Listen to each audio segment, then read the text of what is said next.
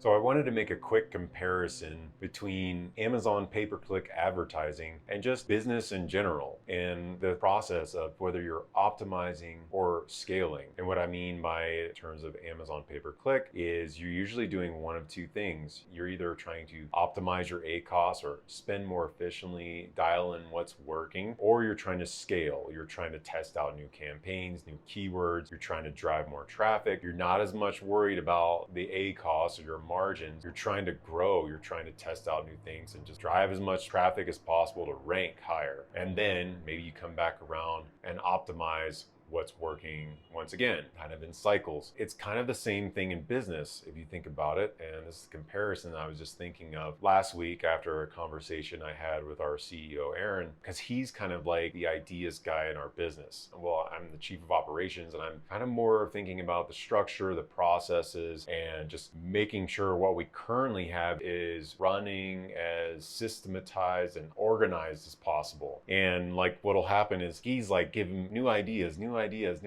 all the time. And it's like, whoa. We got to make sure what we have currently is like running really smoothly, because if we add in this new idea, it's going to be even more chaotic, right? So it's going to be like what we currently have is not running smoothly. Say the system we have, the process isn't down, our employee doesn't know exactly what he's doing yet, he doesn't have an SOP written exactly how to do whatever it is. Then we add in like another variable, like here's another additional thing, new strategy you need to add in this to this process. It's just going to make him more confused and more unorganized. We didn't build out the base system or process first. So what I'm getting at is you can take that same philosophy with Amazon PPC. You're either scaling or you're optimizing, and you can apply that to your business in general or vice versa. And it's like with your business, you apply that same philosophy. You're trying to optimize what you have first. And you've probably noticed, if you have a business that's been around for a bit, that's grown a little bit, that it wasn't until you got,